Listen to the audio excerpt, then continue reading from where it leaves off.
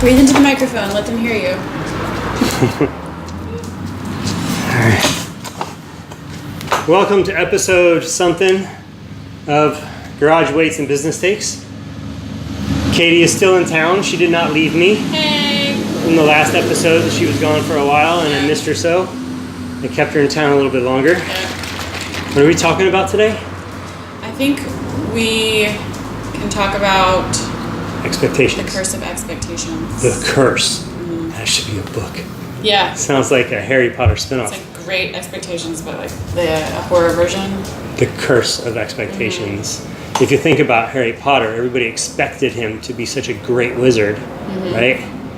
Where really, if it wasn't for his friends, he'd just be a mediocre dude. Isn't that true for all of us? Right? Don't get me That's wrong. something else we could talk about. I love Harry Potter. Yeah, What? me too. That you become like the 5 people you spend the most time with too. Yeah. Oh yeah. Look at that. Oh yeah. Maybe that's what we talk about today. Yes. And you know what comes to my mind when I hear I that? have a feeling I know what comes to your You mind. lie down with dogs, you get fleas. No offense, puppy. Better take your flea meds. No offense, buddy. This is Bailey. He's our mascot? Partner? third, our mascot. You a mascot? Yeah, that's good. Yeah. The Curse of Expectations, and you are the accumulation of the 5 people you hang around the most. Yeah. A frickin' man. Yeah. I don't even know where to start. I'm even fired up about that shit. I think like today's also our Monday motivations. We're going to be doing Oh, yeah. expectations. So we'll just knock that out really quick.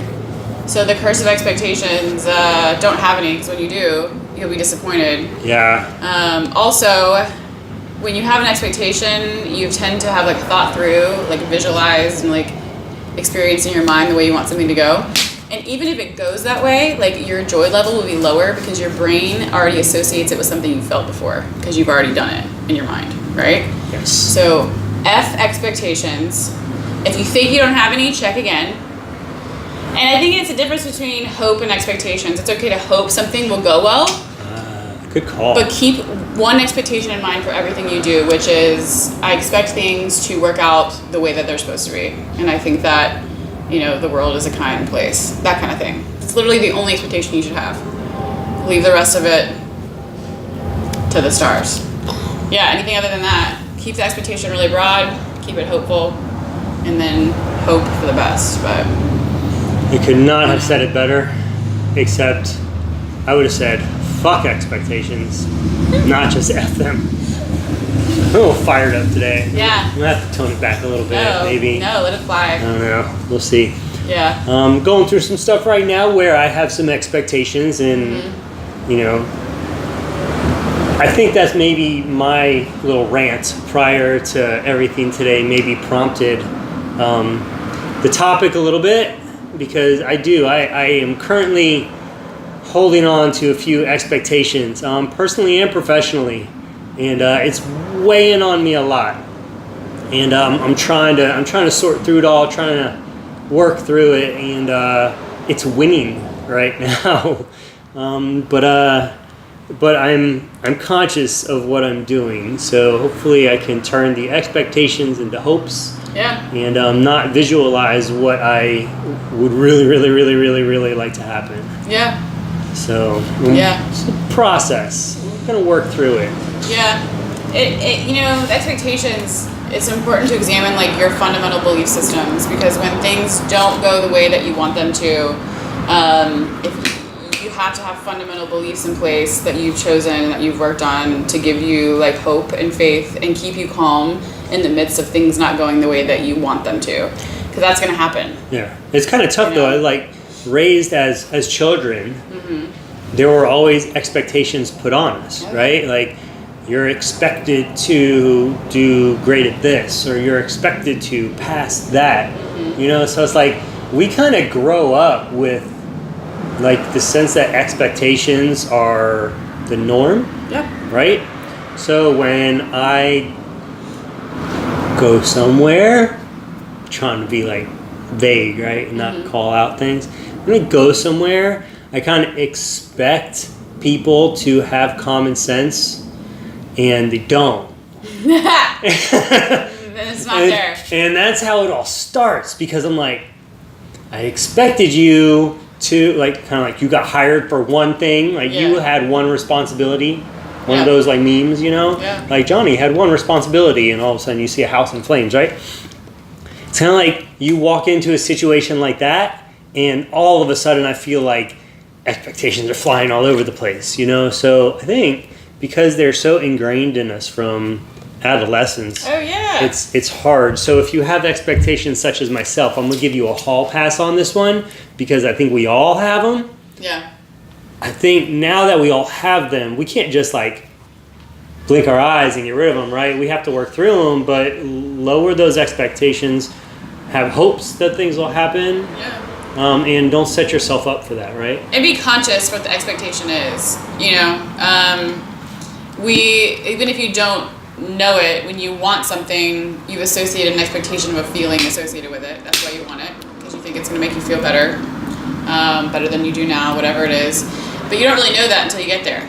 So think about all the things that you probably wanted in the past, and you get them, and then it's like it didn't fulfill you in the way that you might have envisioned that it would, or expected that it would, right? And then it's like, well, now what? And so then you're looking for something else to kind of do that. So I think stepping back and like broad basing your kind of beliefs and looking at, you know, why you think you're here and put here, and we're all just having like a human experience, you know? It sucks you sometimes. Know? It does. It's going to be up and down. Everything's temporary, even our experience, you know? And so like, what do they say? Lighten up on the way to enlightenment, because like the in-between is where you're going to spend most of your time, you know? Yeah. And just being like, all right, give it to the universe or God or whatever you believe in, but figure out what you believe in, you know? Yeah, sort it out. Yeah, and just keep moving forward. And the key is like, you know, what was the Temple of Doom, that Indiana Jones movie? I love Indiana Jones. And he has to walk across the thing, but there's like nothing there. Yeah. Such is life. He's where just like, he's I getting know. the Holy Grail, and he like threw the little rock pebbles. You gotta and kind of just believe it. And he put one foot in front of the other, even when you can't see what the next step is, you know? And even when you can't believe in other people, like it's just most important that you believe in yourself and trust yourself. And the rest of it's just gonna, you know, fall where it may. You know? I wonder what he really expected on the other side of that bridge, that walking bridge, right? I think he wanted it so badly that the expectation is gone. It's just like, I see that and I'm just gonna trust that I can get there. You know? That's it. And however I get there, I think, you know, we talk about in class, I'm like, keep your expectation broad. Like, yeah, I want that Holy Grail. But like, don't get attached to the steps you think it's gonna take to get there. Yeah. Because the world is more in charge of the steps than you are, you know? That's the truth. And that's it. For sure. And that's what's hard, is letting go of the control of the little steps. Yeah. Focus on the goal, keep moving forward, and be like water. You're going to have to be able to mold to things and be like, okay. It's like an Indiana Jones reference and a Bruce Lee reference, all in the same. Hey, puppy, hey. No. No more friends for the podcast. You're in the podcast. You got to stay here, buddy. Here. We can't go chasing neighbors, okay? That makes a lot of sense, and I think that's super relevant. Hey, no, you gotta stay here, man. Super relevant to like our life everywhere, not just like at work, where you have expectations for your coworkers or your clients, but for home, where you have expectations on how things should look, or how things should go, or how things should taste, or whatever, you know. Or driving, like I have an expectation that when I'm driving, anybody in front of me, I expect them to not text while they drive. Hey. So it's like, because traffic drives me up the wall. I have a really short commute, but even my commute seems like it's forever long when I have a bunch of people texting around me while they drive. Puppy. Bailey. Come on, Bailey. Don't defy the expectation. You're a good boy. I kind of expect you to stay here. So I think it's super relevant, whether that's professional or personal, kind of plays a role. It can ruin your day. Expectations have full on ruined my day. Like, I know something is 2 weeks out, but I expect things prior to that to like all fall into place, right? And kind of make the process smoother once we get to that 2 week mark. Shit doesn't. And it's like for 2 weeks I'm stressing over stuff, and I know that I need to understand, like, I need to let things happen the way they happen, and like trust the process. Trust that when I walk across that bridge, I'm not gonna fall and eat it. Super difficult. Oh yeah, there is. You're being a good puppy. I know. He's like, Dad, please, please, please. What y'all don't see is outside of this. Another dog. There's another dog. Good puppy. You gotta stay here. Now, as soon as that dog leaves, he's gonna want to run and pee on that stop sign. Yeah. That's his stop sign. That's my stop sign. Yeah, 100%. Okay, so what do I need to do? I need to trust the process. Yeah, and I think, like, at least for me, and that's where like the self-care comes in. So like, when you have expectations and they're not met, then you are met with all these resistant thoughts of like, well, that's not what I expected, this isn't what I want. Those are all like what we call resistant thoughts. They're going to keep you stuck where you're at in like a shittier vibration. Yeah. So that's where like meditation comes in, because it stops your mind from having any thoughts. Do you remember that podcast? Meditation? Check it out. I forgot what number it is, but it'll be labeled. I will. I'll link it in the comments or something like that, wherever this post is. Yeah. Somewhere, and you can watch that one. And we talk like, I don't know, I said something like I could work on like 5 seconds at a time. Yeah. Because 17 seconds seem like forever to me or something. Mm-hmm. Sorry, I completely segued and ruined your train of thought. Okay. No, I can get back on the train. I stayed on the train. Okay. And so the idea is when you interrupt resistant thought patterns, it only takes a few minutes to do that for you to kind of get back in like alignment, you know, with feeling better. And so like for me, when I start to stress about something or I'm worried that it might not go the way that like I hope it will, I like just bring myself back to like this or something better. I want this or something better. That's all I focus on. And I believe that I will get what I'm asking for or something better. And I try every time something doesn't go my way to know that what's coming behind it is better. And it usually is. You just have to kind of be patient with it. You know what I mean? Maybe patience should be the next podcast. Yeah, we'll do patience in the next one. Patience is huge. Patience is like the ingredient. So if these are all recipes, patience is in every recipe. Yeah. It's like the go-to for sure. Ingredient that you have to have. And letting go of your expectations for other people instead of trying to control what they're doing also helps them become better versions of themselves. So it goes back to trust too. I trust myself enough to let this person develop the way that they need to, communicate the best that I can, and then like pull back on expectations. What y'all don't realize is that everything she just said right now like hit me over the head like a ton of bricks. If only y'all knew. Yeah. Yeah, no, and I know that's right. I know she's right. Katie's always right. When are you not right? Katie's always right. I never expect Katie to be right. I just know she's going to be and right. that's what life without expectations feels like. It's a good feeling. You know what will come. And I'm going to work on that. Yeah, and that's just repetition too. Just I trust myself and I know that this is working out for me. And, you know, something else is at work, and letting go of the harder you go after something in someone else, the less likely it is that you're going to be able to change it. So we always say the only thing you can do is change your own. You feeling the best you can feel immediately, you're literally changing like the gravitational field around you. It's the only way to pick other people up. Which kind of flows into the other topic we talked about, is the 5 people you hang around the most, right? I don't know what's the actual saying, but it kind of like you basically become like shows who you are, right? It kind of defines who you are almost. Because if you're hoping for the best, surrounding yourself with positivity, well, that kind of goes for physical also. When you're surrounding yourself with positive people, that kind of helps you through whatever you're going through. For that matter, it makes you a more positive person, less cynical. No negative thoughts really, you know, and you could bounce, if you are negative or having negative thoughts, you could bounce it off of your 5 positives. 5 positives are going to win.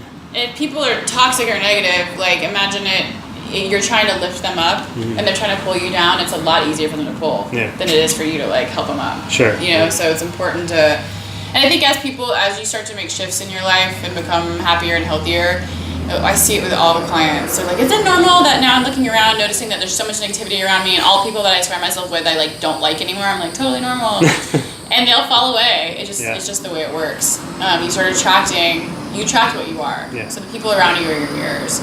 You know, so you can tell how healthy you're getting by the people that you're attracting into your life. And the world needs to hear this. Please share. Holy smokes. Seriously. And I do my very best to surround myself with positive people, and the negative people that I do have in my life, they're there and they're existing, and I'm cordial. Yeah. Right? I try to get it for Thank you. you. You're welcome. It's fine. So it's like, I don't necessarily cut them out of my life. They're always going to be there for whatever reason, but definitely the distance is there. But you see it, it's so prevalent when you are being like super positive and you're helping people and you're going out of your way to like just give. Yeah. Then you just see somebody else like take. And it's so disheartening. Somebody told me once that like when you break down a relationship, it literally is just a distance between two things, right? And it's like when you're around people, if you don't have a choice, like obviously sometimes with family members or with coworkers or whatever it is, you might find yourself in situations with people that you wouldn't necessarily choose to spend time with, which is normal. And it's about creating a comfortable distance. Like when you get, you can tell that you're at that place with somebody when you can kind of have relief. And it's like, yes, I keep them over here and that feels comfortable to me.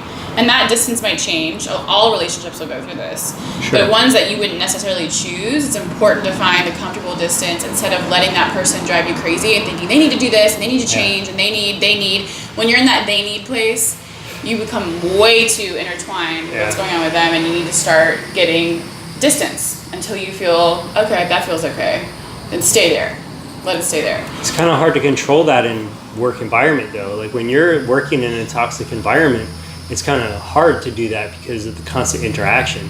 Yeah. Right? So is that, when you see that, like, do you have to do a serious, like, you're gonna coming home kind of moment? Oh yeah. You're basically gonna have to you can't change anyone else. So then, unfortunately, and this goes with like any kind of trauma or healing too, it's like, yeah, what happened to you is fucked up and not your fault, but unfortunately the accountability for doing the healing work is yours. Yeah. That's it. And so when you're in a situation like that, especially at work, and you're not able to get out of it, or you're going to stay in that job or whatever it is for X amount of time, that means you double up on the amount of energy you're putting into the things that make you feel good. Like start bringing people flowers and buy donuts and just like suffocate people with positivity? No, I would be like, what's going to make me feel good when I leave work today? What's something healthy that I can do that makes me feel good? And I would spend as much time as possible. Yeah. It's like, if you're breathing in toxic air at work, literally toxic air, when you leave work, you're going to need to double up on the amount of clean air you're breathing and your medication, quote unquote, right? It's the same thing with like your energy. If you're forced to be in an environment that's going to drain you, when you go home, you need to fill up again. So you're going to have to spend extra time doing good things for yourself, you know, whether that's like a meditation or a yoga or whatever it is. But you're going to have to fill up on healthy shit. Working out? Yeah, exactly. To counterbalance it. And eventually, my advice would be if you're at this for years and it's just a drain and then you have to keep filling, you're never going to necessarily grow forward because what you're doing is depleting and then filling to the same line, depleting. It might be something to look at about getting out. But while you're in it, especially, I tell people like, especially around Christmas and stuff, when people have to spend time with the family they don't usually see, and like double up on your self-care. It's like taking an extra emergency before you get on that plane. Like you need to like prep yourself and get yourself ready because you know you're going into a situation that will likely cause depletion. And that's, energy is the same thing as any kind of physical thing. If you're gonna go sweat 1 million gallons, like when you come home you drink a bunch of water. It's the same thing with energy. It's kind of like we talked about in a previous episode as well. I don't remember which one, but I know it came up. Like when you wake up in the morning, you fill yourself up with positivity, and then there's no room for negativity. Right. But it's kind of, so I have a twist to that, right? So because we were talking about, do something, self-care. Yeah. So if I wake up in the morning and I work out and I'm feeling really good, really positive, I just got into a great workout, so my cup is full of positivity, right? My cup is full. And then I go to work, or I go to the grocery store, or I go to a friend's house, or I go somewhere, and then it's a negative environment. So somebody could be putting like little drops of poison in my full cup of water, right? So my water is now contaminated even though my cup is full. So once I leave that toxic environment, how you said, like, if you're breathing in this like negative, this toxic air, you need to double up on the clean air. So leave, and then I work out again. It's all about working out right now. And I work out again. It's kind of like just pouring fresh water and letting that cup overflow until all the poison water comes out. Yeah, or like there's so much clean water going in that the poison just dissolving into breaking down into nothing. So that means I might start doing 2 days. Yeah, and like his workout analogy is good because you want to fill. The other thing is you want to fill your toolbox with all kinds of things, because I think this happens a lot with people who are like religious about doing yoga. If I've seen them when they get injured, just be like, whoop, spiral mentally, right? Because their only kind of like mental healing stability modality is yoga. And so I'm like, it's really important that you learn and research how to develop little tricks and tools that you can grab that are only going to take a few minutes that are going to instantly pull your mood up. Yeah. Because sometimes it's not feasible to go do another workout. And it's not feasible, you know what I mean? Yeah. And you still want to be able to control or know what to do to take, quote unquote. Yeah. I think it all equates to like relevant, your medicine-ish. Yeah. What you can grab quickly to kind of spin you out of that. I could come home in the evening time, instead of working out, I could jump in the pool with the kids, and that's like my double dose of fresh air. Yeah. So it doesn't always have to be fitness, but. No, so being outside, like earthing and grounding, like being like playing in the pool, especially anything water-based is great. Like putting your feet on the earth, that's grounding. You're literally balancing out the ions in your body. Like if you're in the car and you're pissed off about something, what you want to do, there's only a couple ways to rewire yourself on a subconscious level. And one of them is like, repetition of thought. So there's something called Louise Hay's 101 Power Thoughts. And she basically is like streamlining your subconscious with 101 of these thoughts. And you can keep it on in the background of whatever you're doing. Your mind will hone in on the ones that like hit for you that day. It's really interesting. Is that like audio? You can find it on YouTube. Really? Yep. And it will immediately start like raising your mood. Is it Louise Hay's 101 Power Thoughts? Louise Hay's 101 Power Thoughts. And that's Google it. Yeah.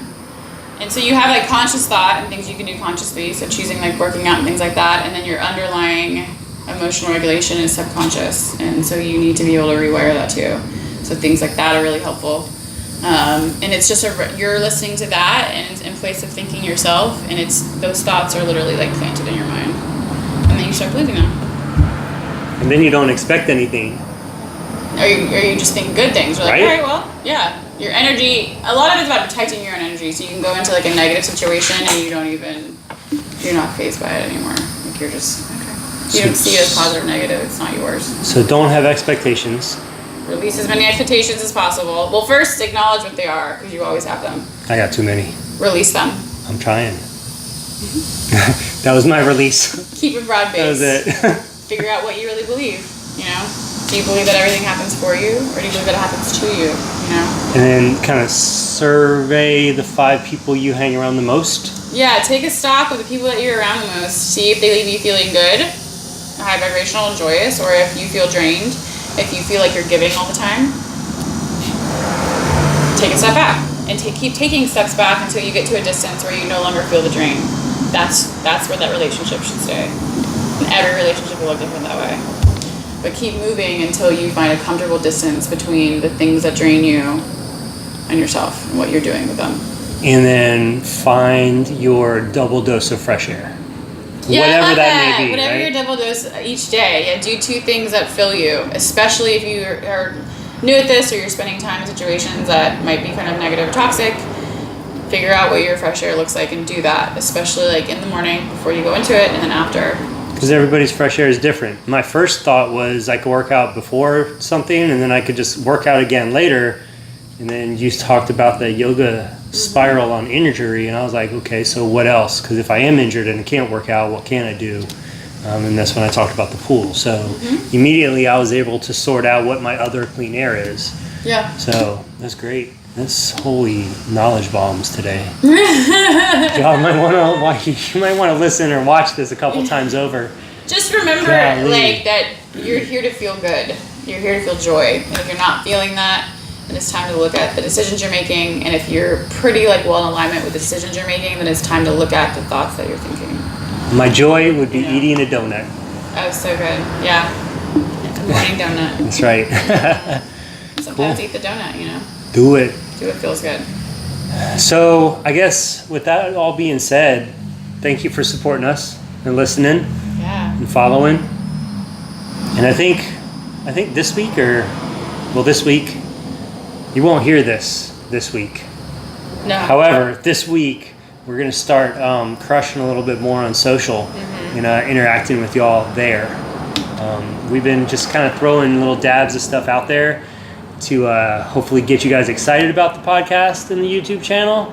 But I think we're about to hit the ground running once all these files get uploaded. So you can look out for Motivation Mondays, Tantrum Tuesdays. Yeah. What would you do on Wednesday? What would you do Wednesday? That's my favorite. I'm gonna do a good one this Wednesday. I'm excited. And Thirsty Thursdays. Oh yeah, so you'll see. Ooh. Well, I don't know if it's still up. On our highlights on Instagram, by the time this airs, you'll see it for Thirsty Thursday. I did the lime water thing like a few weeks ago. Amazing. And it pretty much got me off coffee. Whoa. And this could be like a placebo effect or not. Doesn't matter because it works, right? I don't care why it works. But anyways, fresh lime water in the morning is awesome. Like, I'm still doing it, so. I'm putting down like 4 cups of coffee still. And then it's Friendship Friday. Yeah, Friendship Friday. Yeah, so keep a lookout for all those good things. We appreciate you following us and listening and watching. And is that it for the day? Yeah, let us know what brings you joy. What is your fresh air? Yeah. Do more of that. What is your fresh air? Because if you share what your fresh air is, it could help somebody else. For sure. So let's see if we can bank on that. When this airs, let's start pushing for a double dose of fresh airs. Yeah. Yeah. Cool. All right. Awesome. Until next time. See y'all. CWBT. CWBT. Hey. Holla. All right. Not bad. And we did it with Bailey. I know. Good job, buddy. Good puppy. You're so good. Good puppy. Yes. So good. Softest ears in the world. And everybody's been like power texting me this whole time. Yeah. You're like, I'm having my fresh air moment. F off. Protect your air.